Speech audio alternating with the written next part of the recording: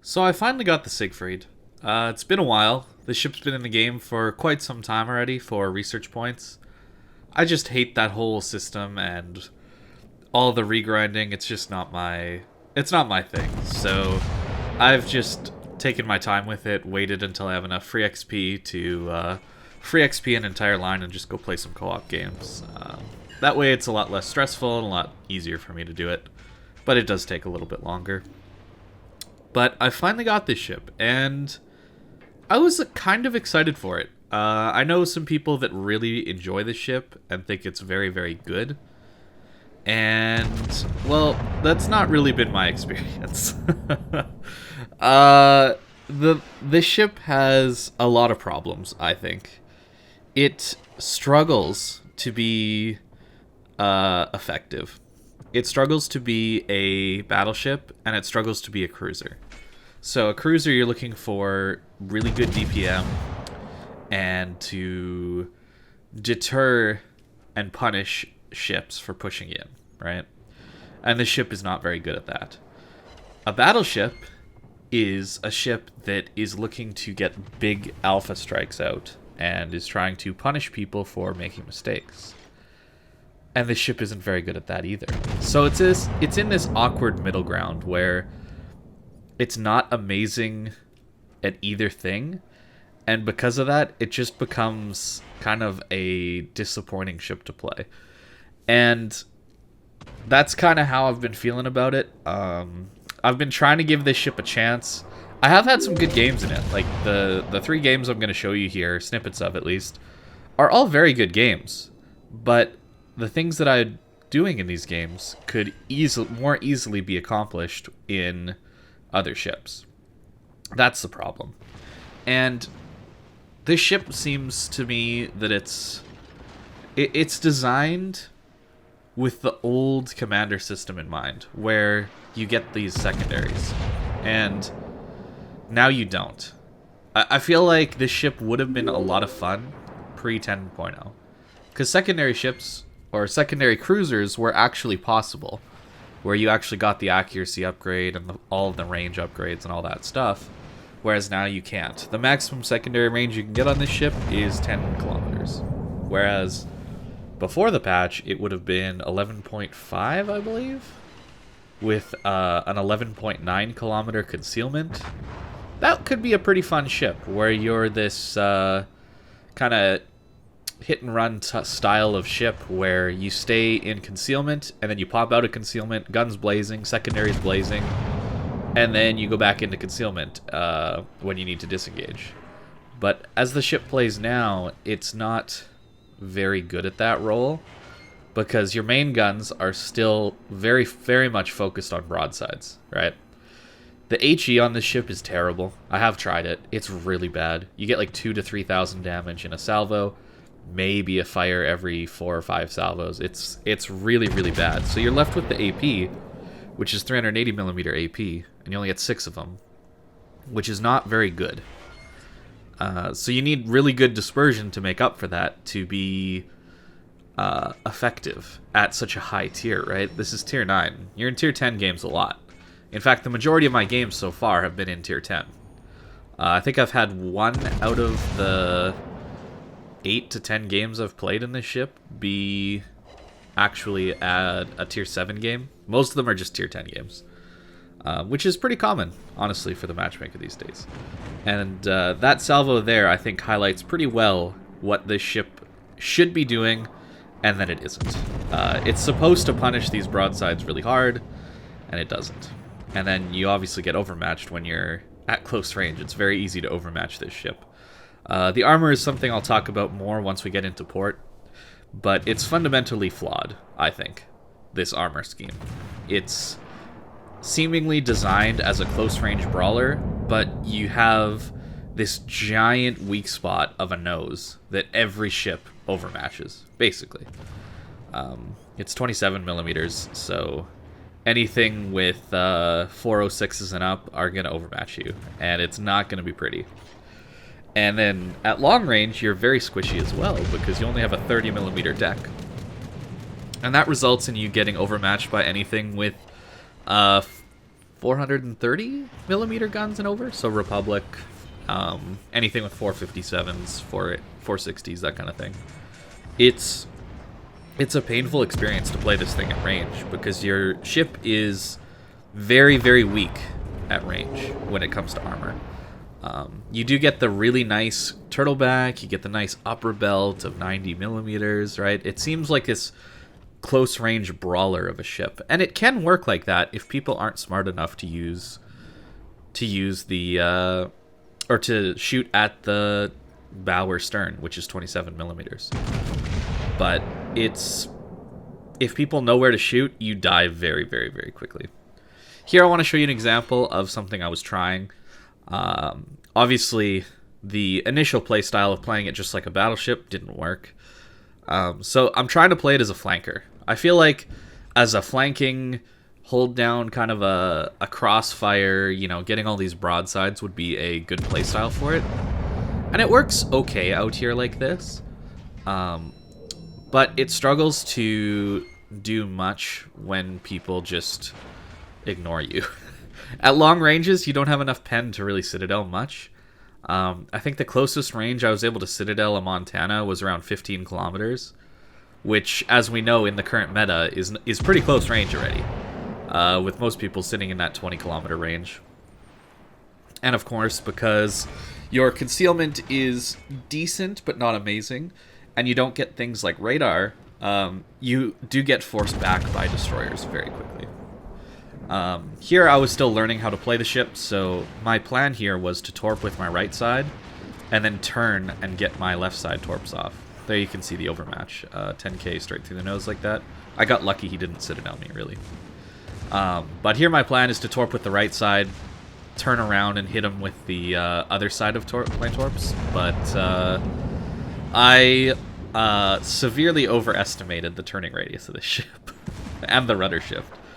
And at this point, I had switched out the concealment module for the rudder shift module in slot 5, just because that's how bad the rudder shift is on this ship. And I don't pre-turn my turrets. I'm not doing very good this game. I think it was late at night I was playing like this, so I was pretty tired, so I wasn't quite playing optimally. But I mean, it's not bad in a brawl when people shoot your belt, right? Like, we only took like 10k damage there when we were reasonably broadside. So the turtleback does work, but it's just, these kind of scenarios are somewhat rare, I would say, where you get into a brawl at close range and people don't shoot for your weak spots. Because, well, I'll show you later, but the weak spots are gigantic on this ship. But it's good in these scenarios. When you get into these close range brawls, it's pretty good. And the secondaries kind of do stuff, too. Like, they're not bad secondaries for having 0 upgrades put into them. Alright, I haven't done anything to boost the secondaries. And we already have we have over 50 hits in this game already with secondaries. And keep in mind, they're all penning 32 millimeters because they're German 128 millimeter secondaries. So I feel like this ship was a really fun ship to play before the captain skill rework. And now it's just kind of... It's kind of in a weird spot where it no longer has that secondary power that forced people to turn broadside. I think that would have been an amazing thing to do. Is have your secondaries force people to turn broadside, and then hit them with your main guns once they do so. Here I make a mistake again. I forget that I had locked my armament to the left, so I just decide to shoot into the water beside me. Luckily, it doesn't matter. We got 4 torpedoes. It's fine. The torpedoes are good, right? The torpedoes and the side armor and the turtleback make you think this thing's going to be a monster brawler. And it is when people don't know where to shoot. I got lucky this game. Majority of the time when I tried to push in, everybody shot my nose, and I just died. Or they had more than 430 millimeter guns, and they just shot me wherever. The deck armor is not strong enough on this ship. And it's a cruiser, fair enough, right? You might be thinking to yourself, it's a cruiser, you can't expect it to be as tanky as a battleship. And you know what? That's fair. But then, shouldn't this ship have cruiser-like attributes where it's got really punishing DPM, or insane accuracy that punishes the ships at every turn. And it doesn't. So it's just in this awkward middle ground. There I got lucky. This guy knows where to shoot. He's shooting my bow now. And I'm getting quite lucky. He's not quite able to hit my nose. But that's the game. I mean, we definitely lost this one. I mean, a lemming train all to the sea cap and then running off to the back of the map. We'll never win a game. So that one was a loss anyway. But a decent example of brawling. So here, I've kind of gotten fed up with trying to push in and brawl and that kind of thing with this ship. So here, I'm just trying to play it as a backline sniper. Use islands, trying to catch people's broadsides as they push in. You'll notice we have quite a few battleships over here, and they stay relatively narrow. So my goal is to get out to the one line and just try and catch people's broadsides. It doesn't do an amazing job of that either. I'm very negative on this ship, as you've heard. I don't think it's worth the research points, is the thing. 47,000 research points is a lot. That is the equivalent of 5 tier 10s. Right? Because you have to regrind a whole line all the way to tier 10 gets you 10,000 research points. Now, there's doubles and that kind of thing. But, assuming no doubles of the research points, you have to get... You could have 5 tier 10 ships. Or you could get a Siegfried. That's not a very good trade-off, in my opinion. This ship is not good enough to warrant that. And if you're watching this at the time of upload, the Alaska is still available. It'll be gone very soon. I would guess this by Wednesday, actually. This is probably going up on a Monday. And by this Wednesday, it's going to go... it'll be gone, is my guess. Because that's when the new patch will drop. And the Alaska, Massachusetts, Georgia, Småland, and Thunderer will all be not available to purchase anymore. They'll still be in the game, but you just can't buy them anymore. Yeah, I would recommend getting Alaska while you can. It's a way better ship than this thing. The ship makes you think it's good with some of these salvos. Like you saw, our blind dispersion on that rune netted us like a 30k salvo, which was nuts, right? And then we have these locked-on shots, which have worse dispersion than that. This is an RNG-heavy ship, which requires broadsides to be remotely useful. And if you know me at all, you'll know that RNG-heavy ships are not something I enjoy all that much.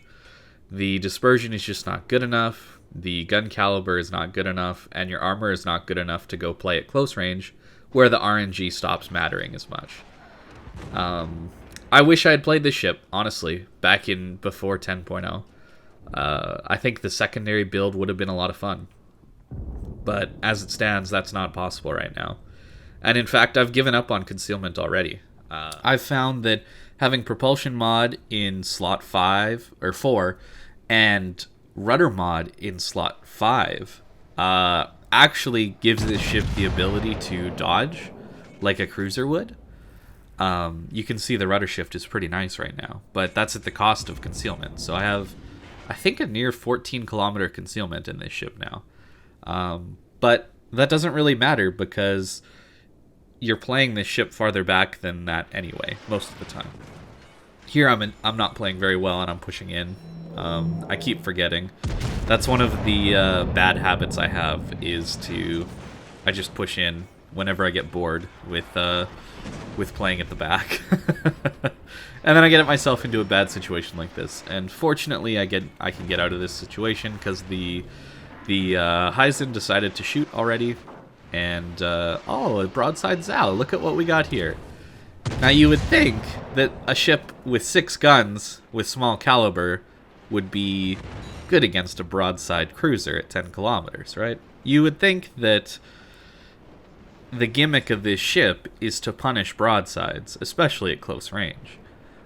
Given the longer than average reload, the big but few number of guns.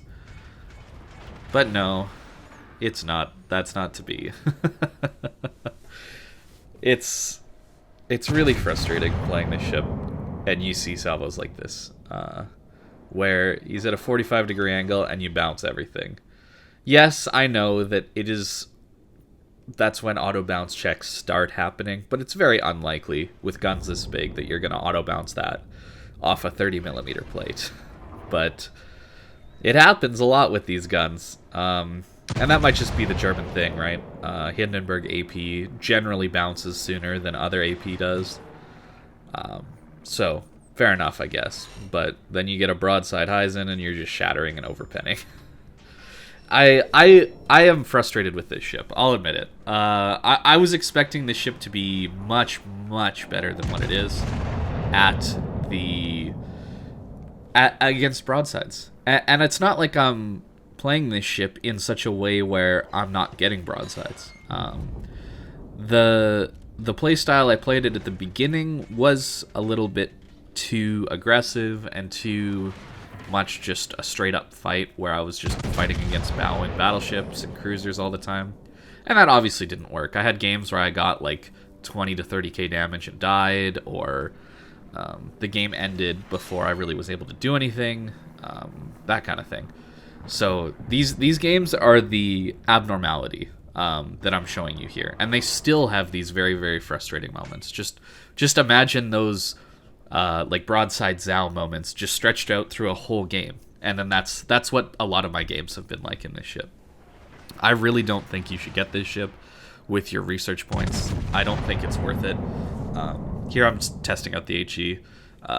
It's not good. It's not good at all. But if you are dead set on getting some research bureau ships, I hate the research bureau a lot. I don't think it's a very well designed way to progress in the game. It seems like a lazy way to force people to replay old content, just to get a mediocre ship, at least for Siegfried. Slava and Ohio are definitely worth it. I think those are some of the most fun and best battleships in tier 10. The Paulo Emilio I think would be a fun meme ship. Colbert is a fun meme ship. But this ship, it's not very good. It's just not good enough to warrant the cost of the ship. I think that if the research cost was maybe like 30,000 or a little less, maybe it would be worth it, like 3 regrinds. Or if they gave the ship its secondaries back.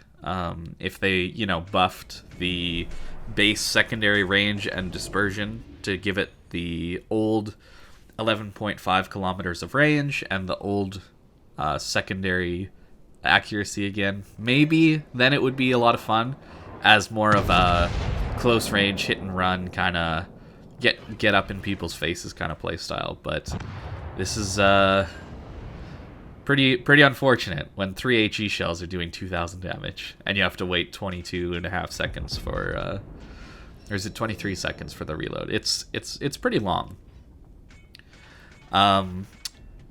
If you're dead set on getting this ship, just try to play it like I have been here, where I'm getting broadsides. You can see I'm trying to use my battleship friend, the Shikishima, to crossfire these people.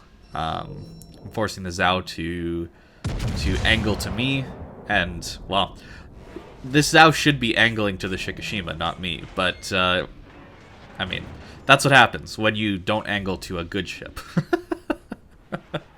He gets slapped, and he does. So the Shikishima did a good job here playing and getting broadsides. Unfortunately, he reversed out to a Heisen, and that is what kills him. We do actually kill the Zao. I am a little unsure sometimes when I'm shooting against these broadside ships if I'm going to deal damage or not, and that's not a good thing. If your gimmick is big guns on a cruiser, I should feel very confident that the guns will deal damage when I shoot. Because that's what cruisers are about, is the consistency of the damage, not the huge amount of damage they're going to do. Because I'm waiting for a long time for these reloads, right? You You gotta remember that. It's a battleship reload. And I don't have battleship armor. And I don't have the staying power of the battleship. So the guns should be very, very, very strong. And I'm not all that confident in the guns these days. I'm confident in the torps. Don't get me wrong. The torps make me very confident. And in a situation like this, this is when Siegfried feels great. If you can find yourself against a battleship with 380mm guns or less in a 1v1 at close range, yeah, you're having a good time because he cannot overmatch my bow. Suddenly my armor becomes very, very, very strong. Unfortunately, most ships don't have 380mm guns. They have 406s in these tiers and higher. So that's kind of my look on the Siegfried, guys. I don't like this ship. I've tried to give it a shot. And I'll probably keep playing it every once in a while just to see if my opinion changes on it. Maybe I discover some new way of playing. But as it stands, it seems like you just need to get lucky against broadsides to make this ship actually interesting to play. And that's not all that fun for me, because most of the time people just angle. I don't know. But you can see it's pretty strong in a brawl when people don't overmatch your nose. So let's go take a look at how I set this thing up. So I've gone and put the steering gears mod 2 in instead of concealment. And that does put you up to 13.2 kilometers of concealment instead of the 11.9 you would get with the normal concealment system. But the problem becomes your rudder shift is 14 seconds. And on a ship with this poor of armor, that feels very, very, very, very bad. It feels very bad. And you could choose to put steering gears here to help with that. And maybe that would work. But then you're not accelerating very quickly at all. So then you struggle anytime you want to slow down to dodge a shot to accelerate again. So that's why I've gone with that propulsion mod combo. I initially started with this as my build, but that resulted in such bad maneuverability I just died very quickly. Even at most ranges, I just died. Because the ship is big and it has very poor armor. So you do take more damage from fires without this, but I think it's worth it to dodge more shells running a build like this. You do lose out on concealment, so maybe there's the opportunity to surprise people a little bit more with a concealment build, but I didn't find that to be the case. You're usually, if you're outside 13, or if you're outside the 11.9 kilometers that the concealment build has, you're probably outside the 13.2 kilometers as well. So I don't think that that's a big trade-off to make. Pretty standard here. I am running defensive fire because it's way more frustrating to deal with a carrier than it is to sometimes have hydro as a useful thing. Pushing in is pretty rare these days, so I've been running defensive fire, but you could definitely run hydro and maybe a fighter. This AA is not very good at all, so something to keep in mind is you will struggle against a carrier a lot. I struggled with defensive fire up against a Lexington, so against a tier 10 carrier it's going to be a bad time, a very bad time. And this is the build that I'm running currently on the ship. You definitely need Grease the Gears for the extra turret traverse. You probably don't need Gun Feeder because you're never going to use your HE because it's just that bad. Again, Eye in the Sky, I love this skill. It just gives you a spotter plane whenever you feel like you need a spotter plane. I'm trying to take some of the AA skills. Pretty standard here, Adrenaline Rush and Superintendent Concealment. And then you can get heavy AP shells, so you get a free 5% extra damage out of these main guns. You know, which bumps it from 2100, I believe, or maybe it was 11.7 or something like that.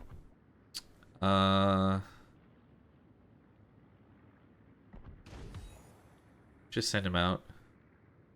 11.6. Yeah, so you get up over 12,000. You get up over 12,000, so that's decent, you know. But it doesn't really change the fact that this ship isn't amazing versus broadsides, even though it should be. And the last thing, let's just take a look at the armor. Yeah. Yeah, it's not good. It's not good at all. This is such a massive target to hit that I think most battleships will not have trouble hitting this from even long range now. Especially if you face ships that are reasonably accurate, like a Georgia or something like that. Yeah, and then 30mm deck, a Georgia just laughs at that. So you're getting overmatched everywhere by a Georgia, except here. So that's what makes me think this ship is a good brawler, right? You've got incredibly thick upper belt and a reasonably thick outside of your turtleback. And just so you know, it is reasonably thick to get to the Citadel. It's 190 plus the back side of the turtleback, which is 80, plus the Citadel, which is 60. So it's pretty thick to get in there. And you're probably going to bounce shells up. The problem is, if you're angled like this, right, to get a nice angle on this armor belt, well, people can just punch through this. This is a giant target. And you got a big Citadel here that is, as you can see, the water line is here. It is above water by a little bit. So it's not that hard to Citadel one of these things through the bow. And anytime I'm facing a Siegfried or an Aegir or something like that, you just shoot the bow. It's very simple. Just shoot the bow, aim for the Citadel there, and you're good to go. And because of the poor maneuverability, you're not going to be able to sit at an angle like this and then turn in to bait people to shoot into this. It's just not quite good enough for that.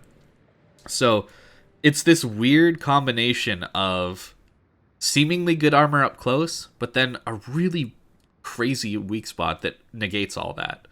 And then at long range, you don't get to use this armor. You're relying on this kind of armor, which is not tanky at all for your tier. So it's a rough ship to play, man. I'm going to be honest. It's not an easy thing to play, and it's not that fun either.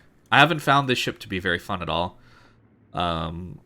Whereas Alaska, I've enjoyed a lot, even though this ship seemingly has similar weaknesses in 27mm and 28mm stuff. But your Citadel's below water, so you're not taking nearly as much damage. And generally, you're playing the ship at longer ranges to start with, and you get a 36mm deck, which is enough to bounce any shell in the game. So at longer ranges, this thing's pretty tanky, which you play at the beginning of the game. And then at closer ranges, sure, it can be overmatched, but you play that way later in the game, and then you're just managing your HP pool at that point. And it's pretty fun to play. Whereas Siegfried, you don't have the ability of playing that long-range, bouncing, tanky kind of style at the beginning, and then pushing in later with your decent armor here. Then you have a vulnerable Citadel. So this ship is just worse, in my opinion, than Alaska by quite a bit. And it's way harder to play and a lot less fun. So that's my thoughts on it. I hope you guys enjoyed and maybe learned something, and maybe found out that you shouldn't be grinding for this ship. Yeah. I hope you guys have a great day, and I'll see you later.